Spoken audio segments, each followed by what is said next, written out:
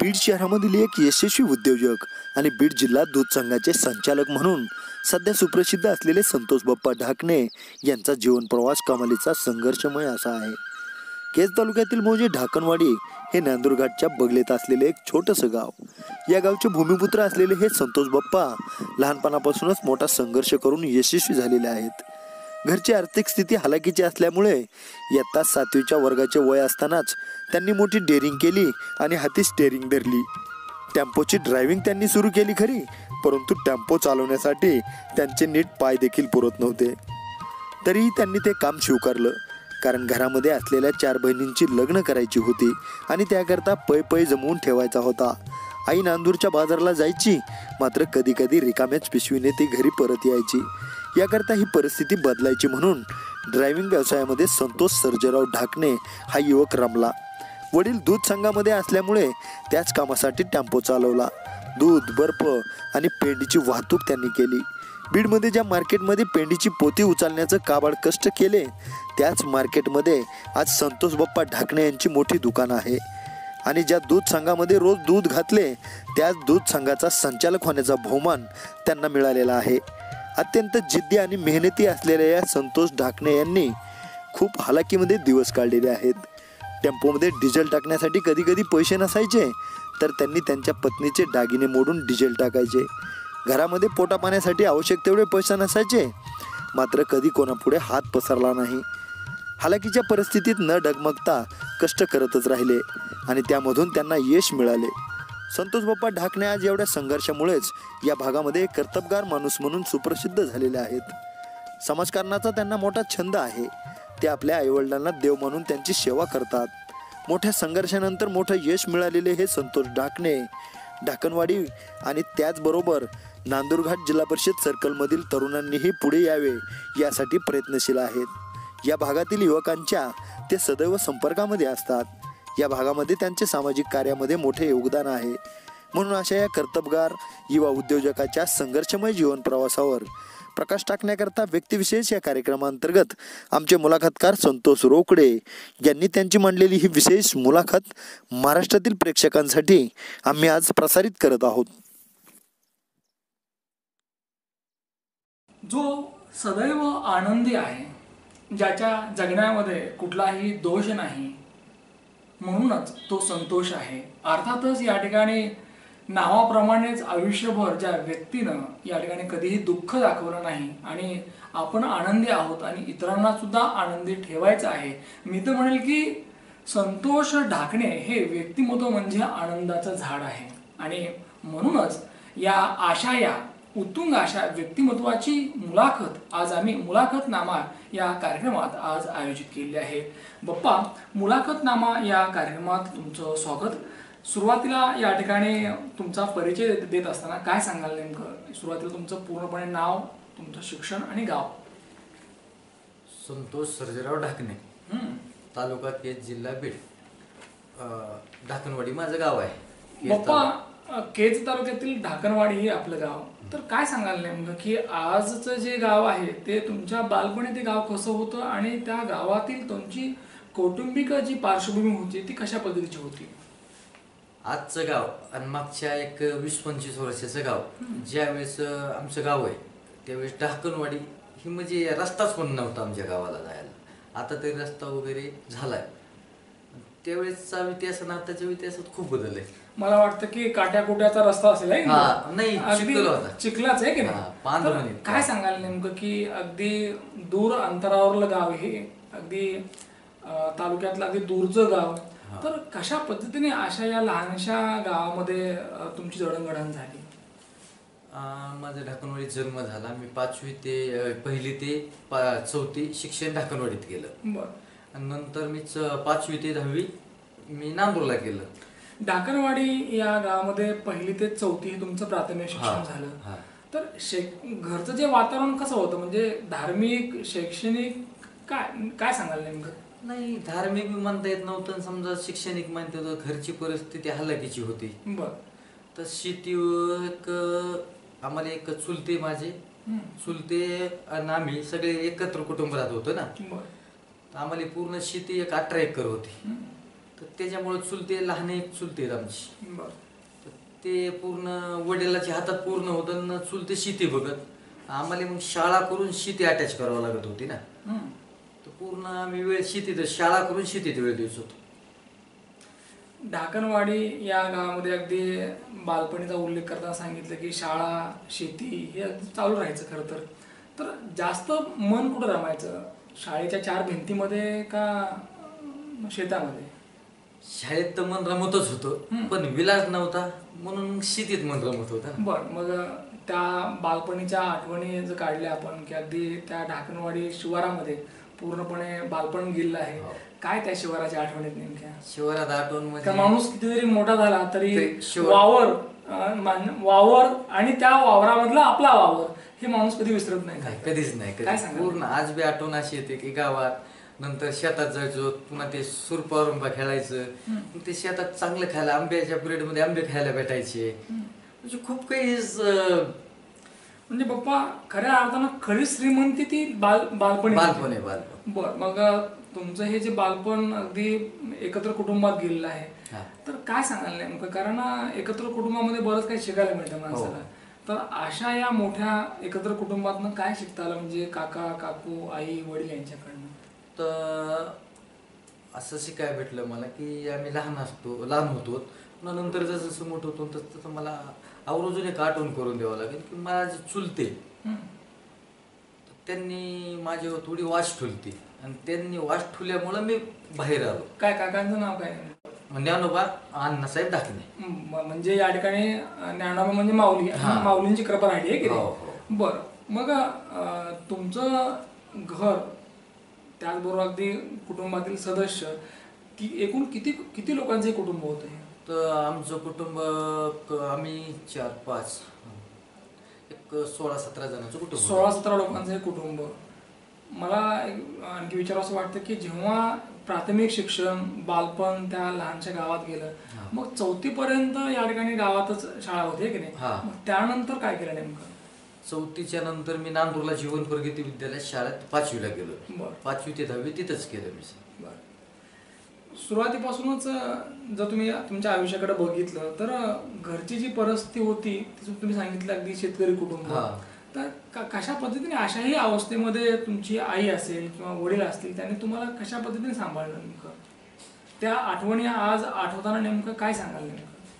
खूप बेकार वाटते ते आठवण काढली तर. काय काय आठवण होते नेमकं? एक समजा आई वडील बाजारला गेले, आई तर एक दिवस असा आठवतो की ती पिशवी मोकळी आलेली आठवते. म्हणजे ज्या दिवशी बाजार आहे त्या दिवशी आई जायची, मंगळवारच्या बाजारात, पण आई जेव्हा परत यायची तेव्हा ती पिशवी मोकळी असायची, रिकामी असायची. तर आजही जेव्हा तो बाजार आई आणि ती रिकामी पिशवी जेव्हा आठवते तर काय भावना असेल? डोळ्यासमोर आज बी चित्र दिसतं आणि इतकं खूप वाईट वाटतं की ते दिवस कुणावर येऊ नयेत असं आज बी माझ्या मनाला वाटतं. बरं, जेव्हा आई रिकाम्या पिशवीनं जेव्हा परत यायची तेव्हा तुम्ही आईला काही विचारायचं का की आज पिशवी रिकामी का? विचारायचं, ते डोळ्याने पाहतच होतो ना, पूर्ण चित्र डोळ्यासमोर ते व्हायचं ना. पुन्हा लहान बहिणी ते फक्त रडत, ती पिशवी माघारी आल्यानंतर. तर माझ्या डोळ्यासमोर चित्र होतं त्यामुळे मी काही बोलू शकत नव्हतो आईला. मला एक विचारायचं होतं बाप्पा की जेव्हा एक विदारक चित्र किंवा गरीब परिस्थिती असते किंवा हालाकीचे चटके आपल्याला मिळतात त्यावेळेला जगही आपल्याला समजतं, जगातली माणसंही समजतात. तर वाईट काळामध्ये जेव्हा आपण एकटे असतो, संघर्ष करायला असतो, त्यावेळेला नेमकं कुठल्या गोष्टीचं भान माणसाने ठेवलं पाहिजे की जेणेकरून पुढे त्याला ते कामाला येतं? वाईट काळात माझं म्हणणं आहे की खचून जाणे नाही आणि पुन्हा ही आशेवर बसू नका. स्वतः तुम्ही मेहनत करा, जीवनात सक्सेस होता. कुणाच्या आशेवर बसताना तिथं संपता.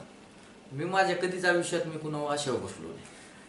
पुढे येण्यासाठी काही पर्याय असतात आपल्या बालवयामध्ये. समजा तुम्ही लहान होतात आणि तुम्हाला कळालं की आपली परिस्थिती हलाखीची किंवा फार वाईट आहे बुवा, तर मग एक पर्याय असतो की शिक्षण घेऊन पुढे जाणे, काहीतरी नोकरी करणे किंवा मग लवकरच आपण काहीतरी लहानसा उद्योग करणे.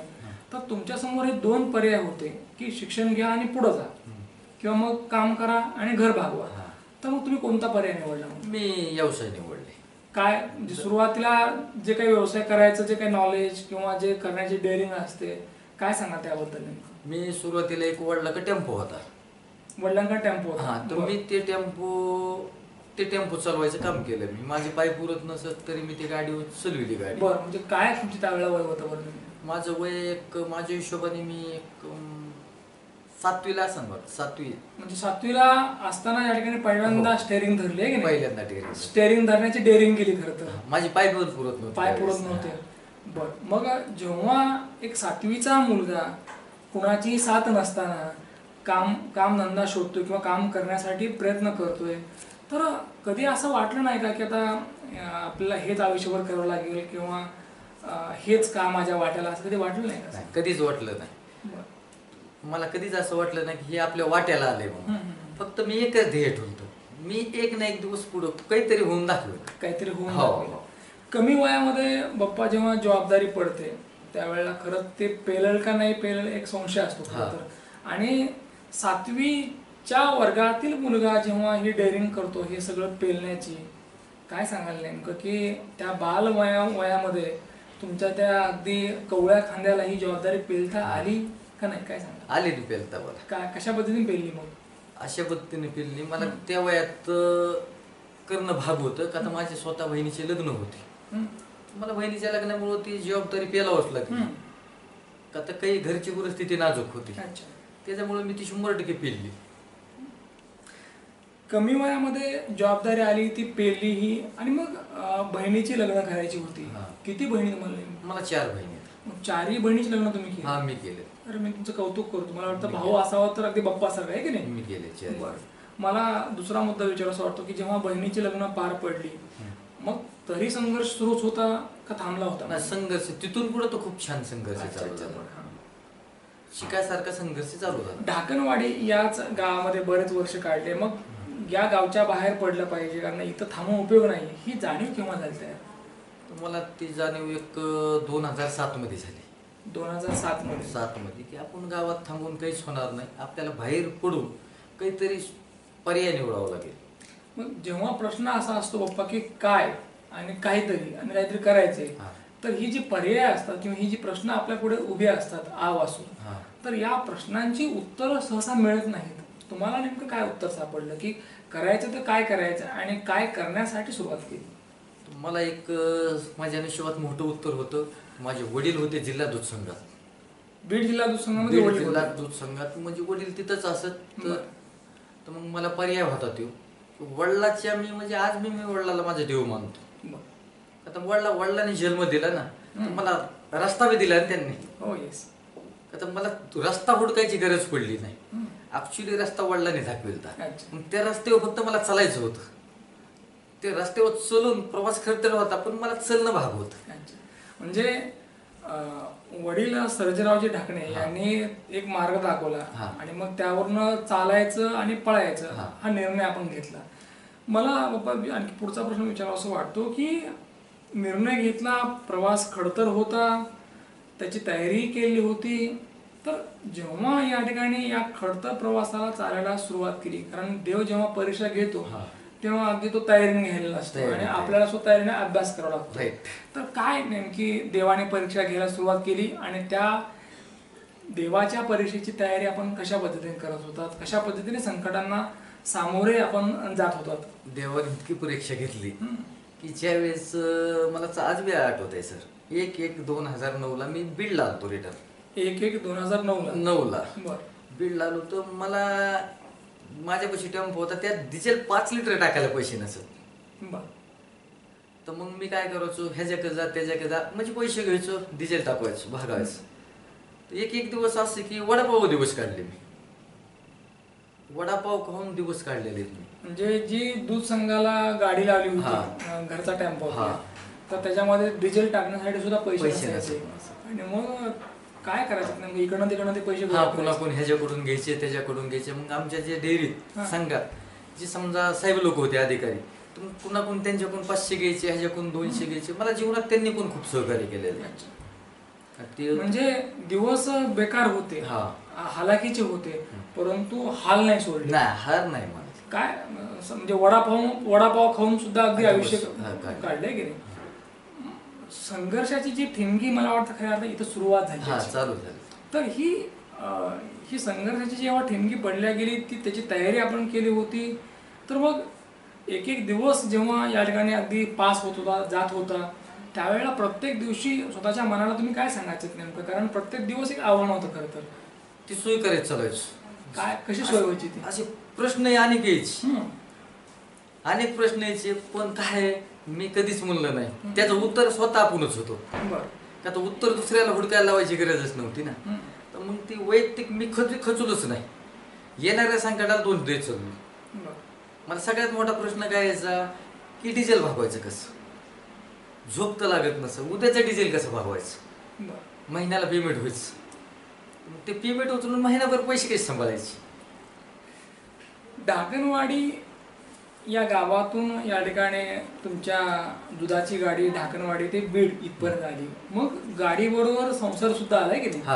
तर जेव्हा संसार या ठिकाणी करायचं ठरलं आपल्याला, आता ढाकणवाडी सोडायची आहे, तुमच्या पत्नीने तुम्हाला साथ दिली, तर जेव्हा सहकुटुंब जेव्हा या ठिकाणी तुम्ही या बीड नगरीमध्ये आलात, हे अगदी मोठं शहर, कारण गाव लहान आपलं आणि मोठ्या शहरामध्ये दाखल झालात, त्यावेळेला स्वतःचं असं एक छप्पर किंवा अस्तित्व किंवा आता काय करायचं, कसं भागवायचं, हे सगळे प्रश्न असताना सुद्धा जे धाडस केलं ते कुठल्या बेसवर, कुठल्या आधारावर आणि कशा पद्धतीने या ठिकाणी टिकलात? सर त्यावेळेस धाडस वैयक्तिक मनाने केलं. का तर कुणाचा मला सपोर्ट नव्हता, कुणाचा सपोर्ट नव्हता. शेवट फक्त मला माझी बायकोनं सपोर्ट दिला की ओके.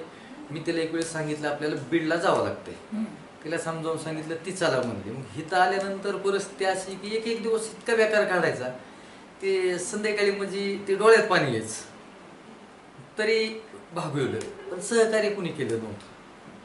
का तर कुणाला समजा आपण कुणापाशी हातच पसरले नाही सर. किंवा मला बेजार आहे, मला सहकार्य करा. मला माझ्या वैयक्तिक बीडला आल्यानंतर माझे एक मित्र आहेत संतोष बादाडे म्हणून, त्यांनी एक मला जीवनात खूप मोठं सहकार्य केलं. संतोष बादाडे यांनी संतोष ढाकलेला मदत केली, म्हणजे एका संतोषने दुसऱ्या संतोषला खूप मदत केली. बाप्पा, मला विचारायचं वाटतं की कधी त्या काळामध्ये जेव्हा नैराश्य यायचं, तर या नैराश्यामधनं सुद्धा तुम्ही कशा पद्धतीने सावरायचं आणि आलेले प्रसंग काय आहेत नेमके? तिथे आता निराशा झाली तर एकच ठरवलेलं होतं की आज मी समजा निराशा झाली तरी पर्यायच नव्हता आणि त्याला काही. मग ते आपल्या मनाची मनाला गुदमरून घ्यायचो मी. आता बोलणार आहेत कुणापाशी, बोलून तर भागत नव्हतं. बरं बोललं तर कोणी सहकार्य करीत नव्हतं ना. त्याच्यामुळे वैयक्तिक मनातले मनात दडवून ठेवायचे, मनातल्या मनात दडवून ठेवायचं, बाहेर लोकांना सांगायचं ना. फक्त आपलं जे आहे संकट आले की तोंड देत चालायचं. कसं आपल्या ज्याने संकट लांब करता येईल ते बघायचं पर्याय. कधी कधी माणूस नियती समोर परिस्थिती समोर गुडघे टेकतो, तर असा कधी प्रसंग आला होता का? खूप आले, पण मी कधी टेकले काय एखादा प्रसंग सांगा असा. मी तर म्हणलं ना तुम्हाला, ज्या वेळेस बहिणीचे लग्न होते त्यावेळेस असे प्रकार होते की मला 1 रुपया कोणी देत नव्हतं. तर मी असे लोकांकडून 5-5 लाख रुपये दिले. माझं असे रेख सुद्धा कोणी घेत नव्हतं. मला लोकांनी 5-5 लाख रुपये दिले, तसे दिले. आज मी त्या लोकांना देव मानतो. पण मी कधी खचलो नाही. मी कधी म्हणलं नाही की असं करावं तसं करावं, विषयच नाही. कधी असा म्हणजे काळोख दिसला का, अंधार दिसला की आता पुढं आपण जाऊ शकत नाहीत, आता जाणं अशक्यच आहे, मग त्यावेळेला स्वतःला या ठिकाणी सावरत, स्वतःला बोलत सांगत कशा पद्धतीने या काळोखातनं तुम्हीच बाहेर काढलं? मला असं कधी काळोख दिसलाच नाही की आपण पुढे जाऊ शकत नाही. मी माझ्या मनाला ठरविल आपण 100% पुढे जाणार आहे. काळोख दिसला तरी मी त्याला कधी पाहिलंच नाही. का तर मी एक ठाणच मारलेलं होतं ज्या दिवशीपासून एक माझ्या हिशोबाने 2006-07 पासून की 100% आपण एक दिवस जग जिंकणार आहे. जेव्हा एखादी व्यक्ती कुटुंबासहित या ठिकाणी आपलं गाव सोडून शहरामध्ये येते आणि शहरामध्ये जर हालाकीचे दिवस असतील, खायचे वांदे असतील, तर अगदी एक मनामध्ये येतं की आपलं चला गावाकडं. मग कधी वाटलं नाही का आता बाजाला येतं, आता नको, आता चला ढाकणवाडीला? कधीच वाटलं नाही. कधीच वाटलं. फक्त एक वाटलं की ज्या दिवशी आपण चांगलो होतो त्या दिवशी ढाकणवाडीच होतो. महागारी कधी जाऊ, ढाकणवाडी सुधारायला महागारी जाऊ. म्हणजे परतीचा दोर मला वाटतं कापून टाकलो आता. म्हणजे परत जायचंच नाही. ठाम एक मनात निर्णय घेतला होता मी. जोपर्यंत चांगलं होत नाही तोपर्यंत ढाकणवाडीला जाणार नाही. काय काय कारण होतं बरं नेमकं, की असा काय निश्चय केला होता की आपण जायचंच नाही नेमकं? म्हणजे तुमच्यावर पूर्णपणे विश्वास होता? माझ्यावर पूर्णपणे माझा विश्वास होता. बरं, मला आणखी एक मुद्द्याला अगदी स्पर्श करावा असं वाटतो की ढाकणवाडी या गावात तुम्ही जे आयुष्य पाहिलं आणि मग बाहेरचं जे आयुष्य होतं गावच्या, ते वेगळं होतं, ते विश्व वेगळं होतं. तर या दोन्ही विश्वाशी या ठिकाणी मिळतं जुळतं घेत असताना किंवा दुसऱ्या विश्वामध्ये प्रवेश करत असताना म्हणजे नेमक्या कशा पद्धतीचे त्या आठवणी, ते दिवस काय सांगाल? ढाकणवाडी गावात तर खूप छान होते. एक तर बीडला यायचे मध्ये फक्त सुधारायसाठी आलो होतो आपण, काहीतरी करून दाखवायचं म्हणून बीडला आलो. पण खरं गावात आज बी वाटतं की गावात खूप करायचे छान आहे. तिथं सगळं शिकायला भेटलं मला आणि करमत पण होतं गावात माझ्या. म्हणजे गावामध्ये सगळं सुख होतं, शांती होती, सगळंच होतं, ऐश्वर्य होतं, परंतु काहीतरी करून बनायचं आपल्याला, कुछ तो बनेंगे या हिशोबाने तुम्ही इथं आलं. मला त्या काळामध्ये जेव्हा तुम्ही संघर्ष करायचा, काबाड कष्ट करायचा, प्रसंगी तुम्ही ढाबा सुद्धा टाकला. काय त्या ढाब्याची गोष्ट काय आहे नेमकी? सर ते 2008ला मी ढाबा टाकला. बरं. ढाबा टाकल्यानंतर मी पूर्ण एक 10-11 महिने चालवला. नांदूरला टाकला होता, नांदूर फाटा रोडला टाकला होता. तर मी ढाबा टाकल्यानंतर मी एक 10-15-20 लाख रुपयाला गेलेलो 2008 मध्ये. त्यावेळेस तर सगळ्या जीवनात माझ्या वाईट प्रसंग त्याच्या वेळेस आले. मला वाटतं एका धाब्याची लहानशी नवी मोठी गोष्ट करतो, तर धाब्यानं बरंच काही आपल्याला शिकवलं आहे की नाही? सर पण ते धाबा मी रिवर्स झालो, एक 15-20 लाख रुपये कर्ज झालं. पण त्या धाब्यामुळं जे आहे मी घडलोय त्याच त्या धाब्यामुळं घडलो. ते धाबा जर चालत नाही, चलत राहतोय, तर मी आज इथे येत नाही. ते धाबा बंद पडल्यामुळे मी इथं आलो आज. ज्या काळामध्ये काही नव्हतं तेव्हा फक्त संतोष ढाकणे हेच नाव होतं.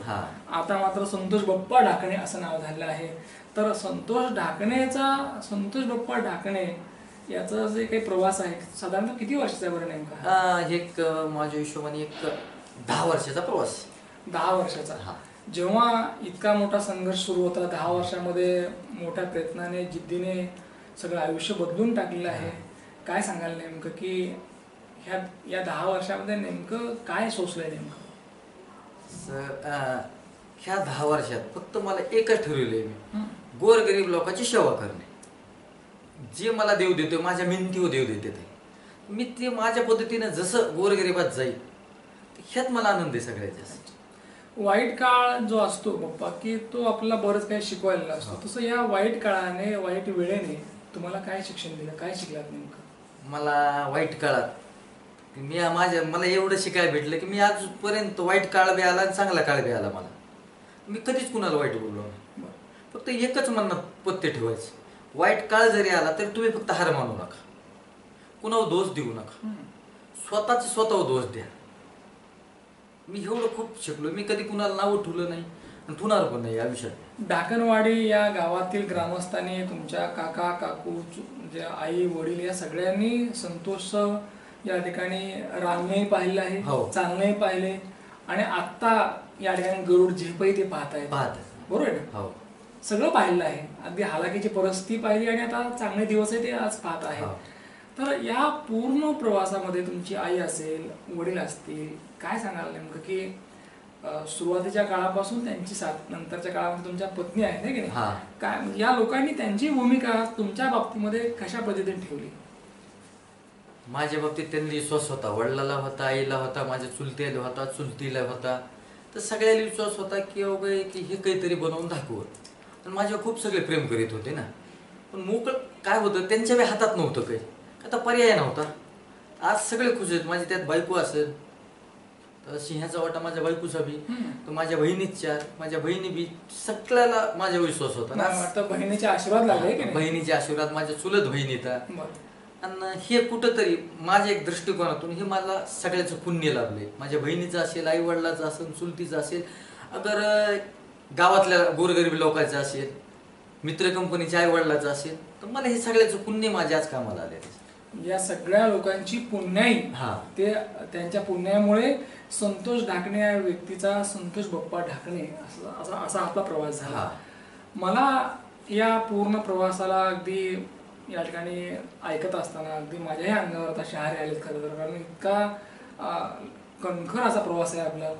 तर या ठिकाणी जेव्हा तुम्ही बीडला आलात, अगदी उद्योगाला सुरुवात केली, अगदी वाटेल ते कामं केले, तर जे वाटेल ते कामं केली किंवा जे पडेल ते काम केलं, नेमकी कोणती कोणती कामं होती की जी कामं आजही त्या लोकांकडे बघितली की असं वाटतं का आपलं की आता हे मी काम केलंय बाबा? सर मला आज बी चांगलं आठवतंय. कसं आहे, मी कधी खोटं बोलणार नाही. माणसाने सत्य लपविणं, मागचा काळ लपविण्या, चालू काळ सांगण्यापेक्षा मागचा काळ सांगावा माणसाची. तर मला आज पण आठवतं, मी 14 वर्ष बर्फाचा धंदा केला. बर्फाचा? दूध सकाळी 2ला उठून मी बर्फ घेऊन जायचो, मला दुपारी 2 वाजायचे. तर ते धंदा करून मी मोंड्यात पिंडीचे पोते असत, टेम्पो गेला की पिंडीचे पोते. तर आम्ही बरेच कंपनी होती आमची त्या धंद्यात. तर आम्ही पिंडीचे पोते उचललेले तिथं. ते माझं मेन महत्व आहे, ते मागचा काळ पहिल्या सांगणे. म्हणजे काम करताना कधीही लाज बाळगली नाही फक्त? कधीच लाज. बाप्पा, मग जेव्हा या ठिकाणी एका आयुष्यामध्ये काळाने एक आपल्यावर जो अन्याय केला होता आणि त्याच काळाने न्याय पण केला, तर कोणत्या वर्षापासून खऱ्या अर्थानं आयुष्याला एक चांगले दिवस ची सुरुवात झाली? खरं तर एक माझी आज बी तारीख ध्यानात आहे सर, 11/11/11. 11/11/11. अच्छा, आज बी ध्यानात. म्हणजे 11/11 आणि 11 इथनं खऱ्या अर्थानं मला वाटतं की एक नवीन आयुष्य सुरू झालं. तर काय नेमकं ते त्या तारखेपासून, त्या वर्षापासून आयुष्य कशा पद्धतीने एका चांगल्या नवीन ट्रॅकवर आलं? 11/11/11 पासून असं झालं की माझ्या जीवनाचा कालच बदलला. म्हणजे मला तिथून पुढं कधीही कसलीही म्हणजे अडचण आली नाही. आणि देव मला देत गेला, मी कष्ट करीत गेलो, मला देव देत गेला, मला फळ भेटत गेलं. आयुष्यभर भाकरीसाठी संघर्ष करत असताना मागल्या चक्रा या 2011 मध्ये बंद झाल्या. बंद झाल्या. आणि तिथून खऱ्या अर्थानं मी म्हणेल की जे चक्र आहे ते थांबल्या गेलं आणि एक नवीन आयुष्याला सुरुवात झाली. मग त्यानंतर कशा पद्धतीने या ठिकाणी ग्रीप घेतली किंवा कशा पद्धतीने एक विविध व्यवसायामध्ये आपण अगदी स्वतःचं नाव कमवत गेलं? एक नंतर आम्ही पेंडीचं दुकान चालू केलं. मी पृथ्वीराज ट्रेडिंग कंपनीच्या नावाने माझं जे पेंडीचे पोते उचलत होतात त्याच मार्केटमध्ये आज माझं पेंडीचं दुकान आहे. बरं. म्हणजे जिथं मी पेंडीचे पोते उचलले तिथं आज माझं दुकान आहे. पुन्हा कार डेकोरेट टाकलं. काय व्हायला लागलं, विथ जिल्हा संघाचा टेम्पो चलत होता, विथ मला भरपूर सपोर्ट भेटत चालला कधी. म्हणजे एकूणच काय तर अगदी कधी काळी एका उद्योगाची मारामार होती किंवा धाबा टाकला तर तोही बंद पडला आणि आज पाहता पाहता अनेक उद्योगामध्ये एक यश मिळालेलं आहे.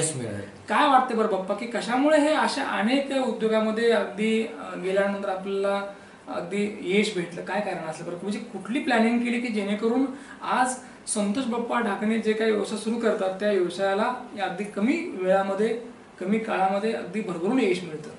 मी फुल टाइम धंद्यात दिला. अच्छा. पहिली मेन गोष्ट फुल टाइम धंद्यात, व्यसनापासून दूर गेलो. महत्वाच्या 2 गोष्टी. आणि जे बी समजा धंदा, कोणत्या बी धंद्यात गेलो की 100% यशच यायला लागलं. म्हणजे पूर्ण मनाशी ताकदीशी उतरलो त्या धंद्यात. म्हणजे दुसरी काही विषयच ठेवला नाही, हे दिमाग पूर्ण तिथंच लावलं. म्हणजे देणेवाला जे बी देत आहे तो छप्पर वाढके देत आहे की नाही? निश्चितपणे. बाप्पा, अगदी याच उद्योग विश्वातील प्रवास करता करता मग तुम्ही बीड जिल्हा दूध संघाचे संचालक पण झाला. तुम्ही मागच्या 6 वर्षापूर्वी हा योग जुळून आला की ज्या संघामध्ये तुम्ही स्वतःची गाडी घेऊन यायचात आणि त्याच संघामध्ये या ठिकाणी तुम्हाला संचालक होण्याचा मान भेटला. तर काय सांगाल नेमकं, म्हणजे हा योगायोग होता का हे घडून आलं? काय सांगाल? ते ज्या संघात माझ्या वडिलांनी आयुष्य घालवलेले, माझ्या वडिलांनी त्या संघात आयुष्य घालवलं, तर माझ्या हिशोबाने 85 पासून 93 वस्तू वडिलांनी तिथं आयुष्य घालवलेले. मग त्यांच्या शिदुरीमुळे मी बीडला आलतो, त्यांच्या पावलावर पाऊल टाकून मी चाललो. आणि तिथंच आपण जर संचालक होत असतो तर सगळ्यात मला तिथं आनंद जास्त झाला आणि तिथं चांगलं काम केलं. संचालक होण्या अगोदर म्हणजे एकूणच तुमचं जे काही आज बॉडी आहे, तुमचे जे सन्माननीय अध्यक्ष आहेत किंवा एकूणच तुमचे जे काही संचालक मंडळ आहे, की तुमची बॉडी येण्या अगोदर या ठिकाणी बीड जिल्हा दूध संघाची अवस्था आणि आजची काय सांगाल नेमकं? नाही, आमची बॉडी यायच्या अगोदर प्रशासक होते ते. तर आमची बॉडी एक इलेक्शन, बऱ्याच दिवसानंतर आमची इलेक्शन झालं. तर मग मग आमची बॉडी आली तिथं. इलेक्शन झालं तर आम्ही तानाजी कदमला जिल्हा संघाचं चेअरमन केलं. अच्छा. आणि त्यांच्या नेतृत्वाखाली सगळे तुम्ही सगळे मिळून आज एका दिलाने एका मनाने आज काम करताय. तर आज खऱ्या अर्थानं बीड जिल्हा दूध संघाला एक चांगले दिवस तुमच्यामुळे आले की नाही. दुसरा मला मुद्दा विचारावा असं वाटतो की आजवरच्या या पूर्ण प्रवासामध्ये जिथून प्रवासाला सुरुवात केली होती ढाकणवाडी या गावापासून, अगदी मजल करत तो प्रवास आज बीड पर्यंत येऊन पोहोचलेला आहे. अगदी बीड पासून अगदी जालन्याकडे गेला जातो तो उद्योगाच्या माध्यमातून. भविष्यामध्ये अनेक जिल्ह्यामध्ये आपला उद्योग आणि हा तो पसारा वाढलेला असेल. परंतु या पूर्ण प्रवासामध्ये असा एखादा प्रसंग सांगा की आज इतके मोठे होऊन सुद्धा तो प्रसंग हृदयातनं डोळ्यातनं मनातनं जात नाही. प्रसंग असा आहे की हृदयातून नाही जाणाऱ्या भरपूर गोष्टी अशा. एक प्रसंग सांगा सर. तर एक प्रसंग असा होता की मला डिझेलला पैसे नव्हते. मी माझ्या घरच्याचं गोल्ड ठेवलं. गोल्ड म्हणजे त्यांचं मंगळसूत्र. तर ते माझ्याच्याने सोडलेलं नाही झालेलं. सगळ्यात माझ्या जीवनात मोठं आठवण. कधी काळी गाडीमध्ये डिझेल टाकण्यासाठी पैसे नव्हते आणि मग ताईंचं जे मंगळसूत्र आहे ते तुम्ही सोनारकडे घाण ठेवलं. ते मला वाटतं त्या मंगळसूत्रानेच खऱ्या अर्थानं जीवन मंगलमय झालं. कारण ताईने ते दिलं नसतं तर मग पुन्हा काय करायचं. तुमच्या या बोलण्यावरून असं लक्षात येतं की तुमच्या या पूर्ण प्रवासामध्ये तुमच्या सौभाग्यवती अनिताताई म्हणजे त्यांनी खूप सहकार्य केलं आहे, एक सपोर्ट दिला आहे की नाही. तर काय सांगाल नेमकं की कशा पद्धतीने पत्नीने एक अर्धांगिनीची भूमिका निभावली. तिनं मी तर एकच म्हणतो देवाशी प्रयत्न करतो की मला जन्मोजन्मी तीच बायको भेटा. बाया काय म्हणजे बाई श्री सात जन्म मला हेच नवरा भेटावं. हा, प्रत्येक पत्नीचा एक नवस असतो की आहे की नाही की 7 जन्मी मला हा नवरा मिळावा. तसं मी प्रयत्न करतो की मी देवाला प्रयत्न करतो मला 7 जन्म हीच बायको भेटावं. मला वाटतं की जगामध्ये पहिला पुरुष असेल की जो या ठिकाणी की 7 जन्म ही पत्नी मिळावी अशी प्रार्थना करतोय. निश्चितपणे तुमची ही प्रार्थना देवाने आतापर्यंत सगळं ऐकले आणि देवाला हे पण ऐकावं लागेल. आता दुसरा मुद्दा बाप्पा की एका विशिष्ट पायरीवर आल्यानंतर पुढची एक पायरी असते आणि ती पायरी मग अनेक ठिकाणी आपल्याला घेऊन जाते. आपलं पाऊल त्या दिशेने जातं.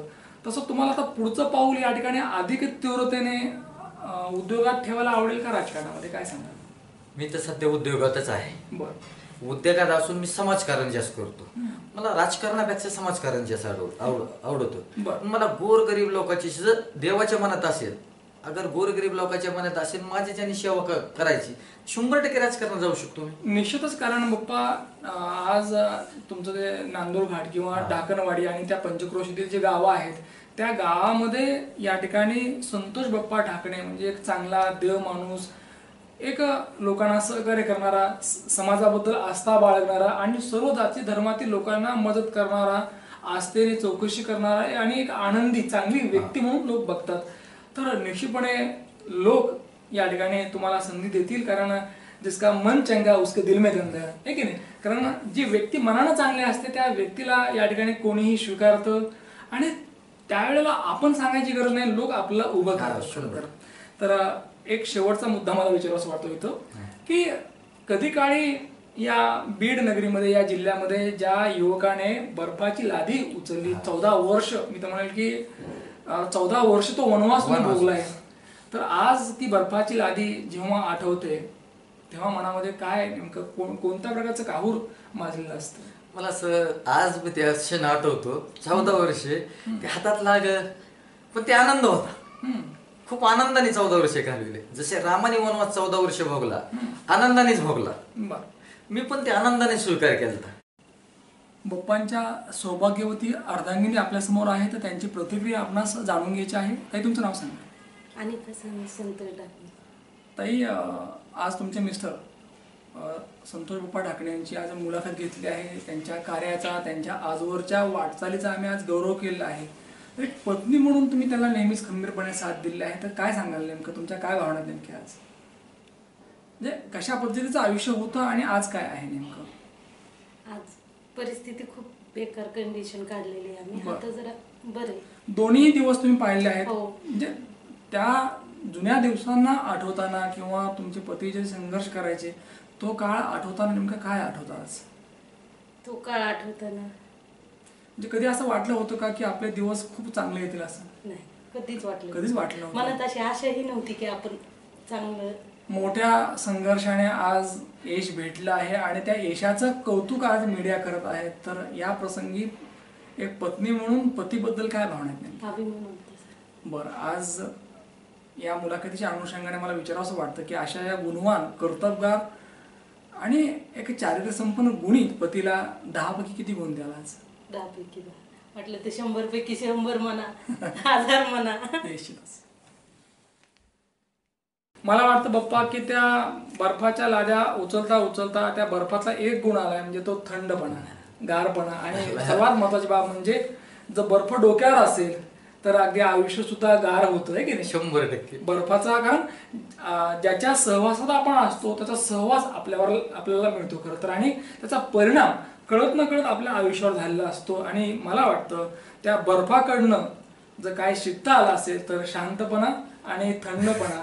अगदी हाच शांतपणा तुमच्या आयुष्यात राहो, तुमच्या हातनं या ठिकाणी चांगली सेवा होत राहो.